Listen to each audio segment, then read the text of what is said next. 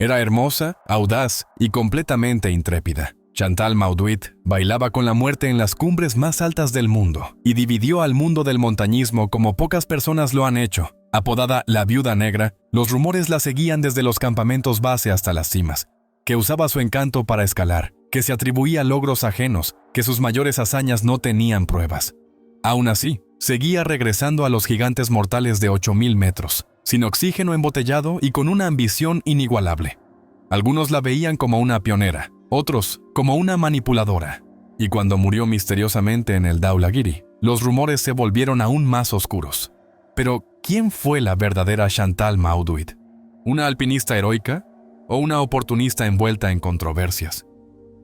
Chantal Mauduit nació en París, Francia, el 24 de marzo de 1964. Cuando tenía apenas 5 años, su familia se mudó a Chambéry, en la región de Saboya, en plenos Alpes franceses. Esta mudanza la acercó a las imponentes montañas, donde comenzó a hacer senderismo durante los veranos y esquiar en los largos inviernos. Las montañas se convirtieron rápidamente en una parte central de su vida, ofreciéndole una sensación de libertad y aventura. A los 15 años, una profunda tristeza marcó su vida. Su madre falleció a causa de un cáncer. Frente a esa pérdida, Chantal encontró consuelo y un nuevo propósito en la escalada. Se refugió en las montañas como una forma de sobrellevar el dolor y descubrir una nueva fortaleza interior. Ese fue el punto de inflexión que marcó el inicio de su profunda conexión con el mundo alpino, transformando lo que era un pasatiempo en una parte vital de su existencia. Chantal demostró un talento extraordinario desde muy joven, y a los 17 años ya había enfrentado algunas de las rutas más exigentes y famosas de los Alpes, entre ellas la imponente cara norte de las Grandes Horaces, las dramáticas agujas de la Aiguille du Dru y el icónico Cervino. Estos primeros ascensos no eran fáciles, requerían técnica, resistencia y un espíritu temerario. Su rápido progreso en estas rutas técnicas de los Alpes dejó en evidencia su habilidad natural y su creciente pasión por el alpinismo. A comienzos de la década de 1990, Chantal siguió desafiando sus límites en los Alpes. Escaló la ruta Directissime Jory-Bardil en el pilar central del Fresnay, en el macizo del Mont Blanc, junto al escalador catalán Ernest Blade. En julio de 1992, con Blade, Araceli Segarra y Albert Castellet, conquistó el Pilar Bonatti en el Petit Dru, completando la famosa ruta de 800 metros en un impresionante tiempo de 8 horas. Solo un año después, completó la exigente Spolon Walker en las Grandes Horaces en un solo día, partiendo desde Chamonix. A mediados de los años 90, se enfrentó a la ruta de Vies-Guerbasuti en la cara noroeste de la Aillefroide Occidental, una línea de 1050 metros en el macizo de los Écrins, conocida tanto por su ubicación remota como por su dificultad técnica. Sus ambiciones pronto la llevaron mucho más allá de las cumbres familiares de Francia. Chantal viajó a los Andes sudamericanos, donde ascendió el Nevado Urus, una cumbre de 5,495 metros. También participó en una expedición al Huascarán, una imponente montaña de 6,768 metros. Sus aventuras continuaron en Bolivia, donde realizó la travesía del Sayama, a 6,542 metros, y hasta ascendió el Monte William en la Antártida. Estas expediciones a cordilleras lejanas y desafiantes reflejaban su creciente deseo de explorar los lugares más altos y remotos del planeta, buscando constantemente nuevos desafíos y llevando al límite sus propias capacidades. En el verano de 1992, Chantal Mauduit emprendió una expedición al K2, la segunda montaña más alta del mundo, conocida como la Montaña Salvaje por sus peligros extremos. Inicialmente formaba parte de un equipo suizo liderado por Peter Schwitter. Este grupo intentó ascender por la Arista Abruzzi, una ruta común pero muy exigente, aunque tuvieron que detener el ascenso entre los 7,000 y 7,400 metros a principios de julio, debido a la severidad del clima.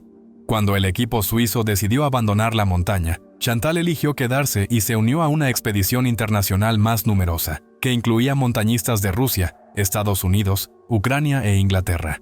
Sin embargo, Chantal se unió a este nuevo equipo sin contar con el permiso de escalada correspondiente, lo que más adelante le trajo serios problemas con las autoridades pakistaníes. El equipo internacional trabajó en la instalación de campamentos y en la fijación de cuerdas en la montaña. El campamento 1 fue establecido a 6,100 metros el 25 de junio, y el campamento 2, a 6,700 metros, se alcanzó a principios de julio.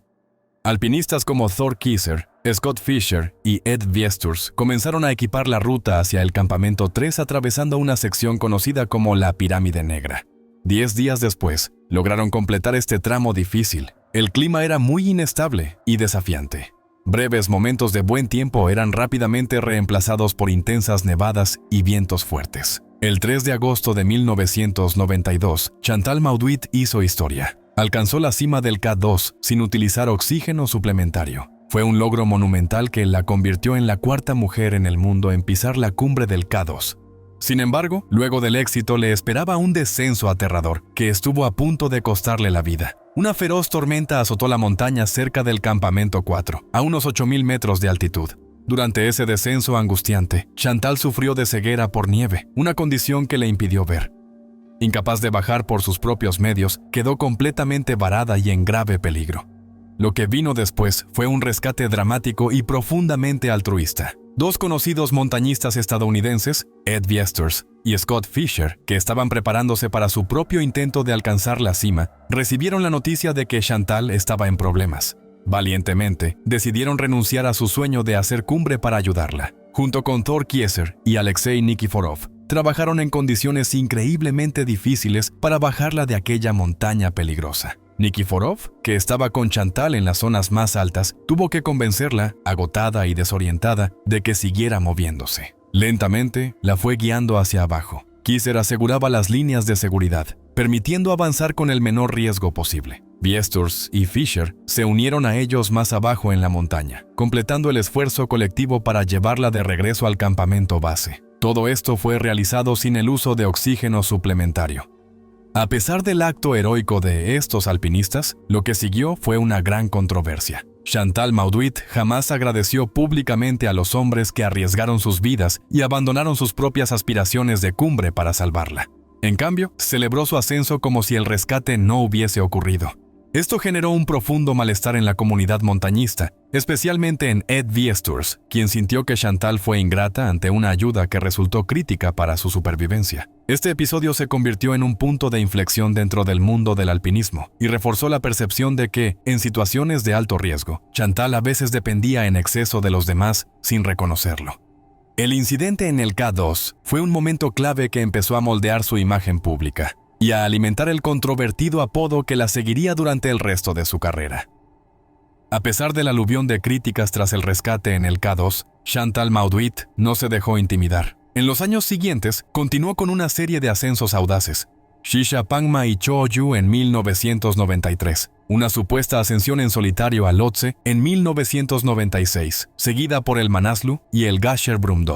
Estas ascensiones, todas sin oxígeno suplementario, eran impresionantes en papel, pero muchas de ellas carecían de documentación, sin fotos de cumbre, sin testigos confiables y sin registros verificables. Esta falta de pruebas se convirtió en un rasgo característico y muy polémico de su carrera.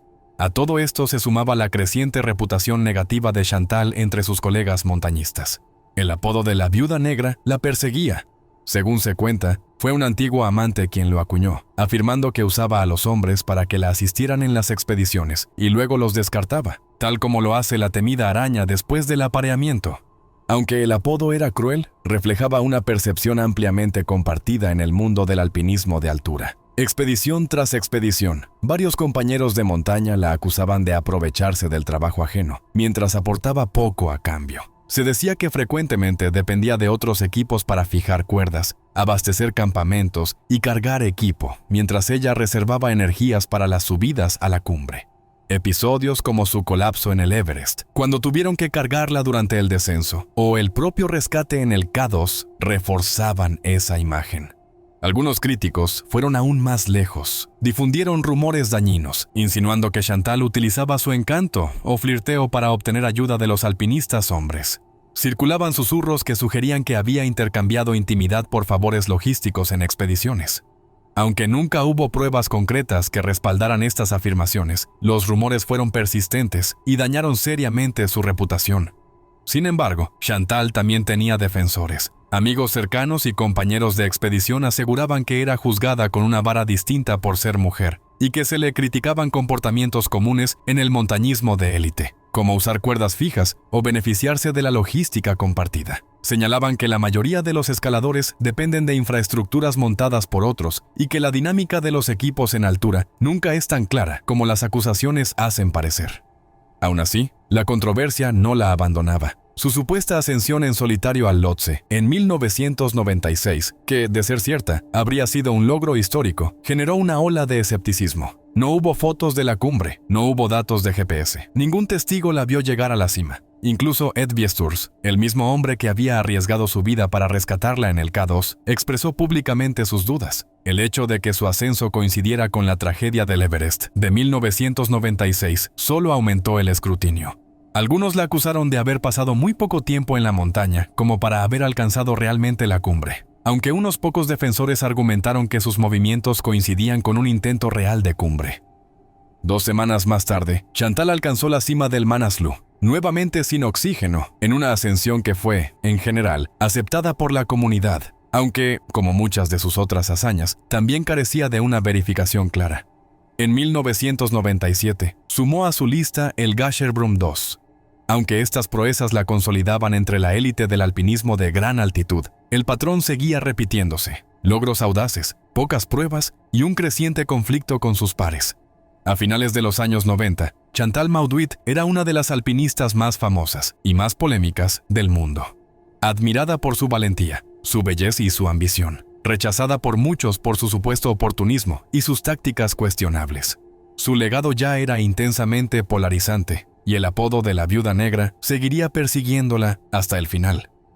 En la primavera de 1998, Chantal Mauduit regresó al Dhaulagiri 1, la 7ª montaña más alta del mundo, situada en el oeste de Nepal. Había intentado escalar el Dhaulagiri una vez antes, en el otoño de 1997, pero se vio obligada a darse vuelta por encima del campamento alto debido a las condiciones desfavorables. El Dhaulagiri es conocido como uno de los picos de más de 8.000 metros más peligrosos. Es famoso por su terreno muy empinado, frecuentes avalanchas y su extremo aislamiento. La montaña tiene una tasa de mortalidad notoriamente alta, lo que la convierte en un objetivo formidable y temible incluso para los escaladores más experimentados. La combinación de su inmensa altitud, el clima impredecible y las laderas propensas a avalanchas presentaban un desafío mortal. Chantal formaba parte de una expedición liderada por España en el Dhaulagiri. Su compañero de escalada en esta expedición era Ang Tshering Sherpa, un Sherpa experimentado de 45 años que había acompañado a Chantal en varias ascensiones anteriores. Su larga relación como compañeros sugería un nivel de confianza y familiaridad crucial en ambientes de tanto riesgo. Establecieron el campamento 2 aproximadamente a 6.400 metros. Desde ese campamento se preparaban para intentar la cumbre. Sin embargo, entre el 10 y 11 de mayo, la montaña fue azotada por fuertes nevadas. Las condiciones se volvieron extremadamente peligrosas, con un alto riesgo de avalanchas. Por esta razón, otros equipos en la montaña decidieron retirarse al campamento base, reconociendo el grave peligro. Pero Chantal y Ang Tshering tomaron la decisión de quedarse en el campamento 2, quizás esperando un cambio en el clima o decididos a aprovechar cualquier oportunidad para intentar la cumbre. Mientras la tormenta arreciaba, la montaña se volvió inquietantemente silenciosa. Las comunicaciones por radio con el campamento 2 quedaron sin respuesta. Los demás escaladores, ya a salvo en el campamento base, observaban con ansiedad las laderas superiores. No se veía movimiento. No aparecían figuras en las crestas. La nieve fresca había enterrado por completo las huellas de su campamento. Finalmente, después de varios días de silencio en las radios, un pequeño grupo de escaladores emprendió la difícil ascensión hacia el campamento 2 para buscar a Chantal y Ang Tshering. Lo que encontraron fue devastador. El silencio del Dhaulagiri ocultaba un secreto sombrío. Chantal Mauduit y Ang Tshering Sherpa fueron hallados muertos dentro de su tienda cubierta de nieve en el campamento 2. Este trágico descubrimiento ocurrió posiblemente entre el 11 y 13 de mayo de 1998. Chantal tenía solo 34 años al momento de su muerte. Cuando sus cuerpos fueron encontrados, la primera hipótesis fue que podrían haber muerto por asfixia, falta de oxígeno, posiblemente causada por cocinar dentro de la tienda sin la ventilación adecuada, un peligro conocido en altitudes tan elevadas. Sin embargo, un examen más detallado del cuerpo de Chantal cambió esta teoría inicial. Una autopsia realizada más tarde en Francia reveló que Chantal Mauduit había sufrido una fractura de cuello y varias otras fracturas. Este hallazgo sugería con fuerza que una pequeña avalancha o caída de rocas había golpeado su tienda, causándole heridas fatales mientras dormía. La muerte de Hank Shearing se atribuyó a asfixia, lo que sería coherente con haber quedado enterrado y atrapado bajo la avalancha. La fuerza de la nieve y el hielo que impactaron contra la tienda habría sido enorme, suficiente para provocar ese trauma severo. A pesar de los resultados de la autopsia, algunos escaladores presentes en el Dhaulagiri esa temporada tenían otras teorías sobre la causa de la muerte. Ed Viesturs, quien también estaba en la montaña y fue una figura clave en su rescate en el K2 en 1992, sugirió que podría haber sido envenenamiento por monóxido de carbono proveniente de una estufa. Su argumento se basaba en que no había señales claras de una gran avalancha justo en el campamento 2, donde estaba la tienda. Los escaladores italianos que encontraron la tienda notaron que estaba completamente cubierta por la nieve y tuvieron que excavar para poder ver el interior, donde hallaron a la pareja en sus sacos de dormir. Ellos sugirieron que el peso acumulado de la nieve podría haber sido suficiente para fracturar el cuello de Chantal. Sin embargo, también observaron que el cuello de Hank Shearing no estaba roto, lo que complicaba la teoría de un impacto directo y único. Al final, a pesar de estas ideas contradictorias y el misterio que perduró, la familia y amigos de Chantal decidieron confiar en los resultados oficiales de la autopsia realizada en Francia. Tras el trágico hallazgo, 10 sherpas asumieron la difícil y peligrosa tarea de bajar cuidadosamente el cuerpo de Chantal de la montaña. Desde el Dhaulagiri, su cuerpo fue trasladado en avión a Katmandú, la capital de Nepal. Allí, siguiendo la tradición nepalí, el cuerpo de Chantal fue cremado. Luego, sus cenizas fueron enviadas a Francia, cerrando así su último viaje.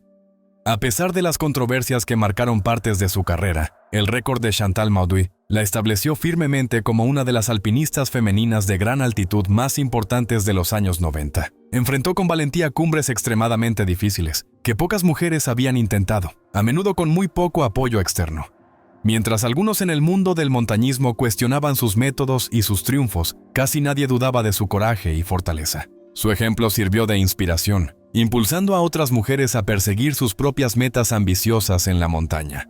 Por ejemplo, Liv Sansos se convirtió en la segunda mujer francesa en escalar el K2 sin oxígeno, logrando esta hazaña más de 30 años después del histórico ascenso de Chantal, un testimonio del impacto duradero de sus esfuerzos pioneros. Más allá de sus notables ascensos, Chantal mostró un profundo y genuino compromiso con la comunidad Sherpa en Nepal. Ayudó activamente a financiar una escuela en Nepal, demostrando su dedicación al bienestar de la gente local, tan vital para las expediciones al Himalaya.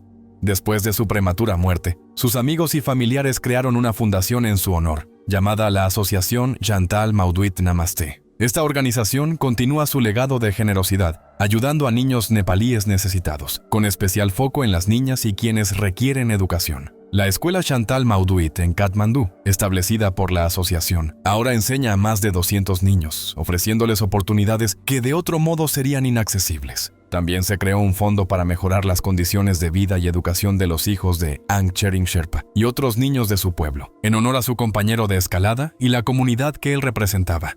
Chantal Mauduit siguió su pasión por las montañas hasta su último día, aceptando los enormes riesgos que conllevan esas aventuras extremas. Su viaje terminó en el Dhaulagiri, pero su historia, llena de hazañas increíbles y profundas controversias, sigue siendo recordada en el mundo del montañismo. Una historia compleja y fascinante de ambición, resistencia y el precio final de una vida vivida al límite.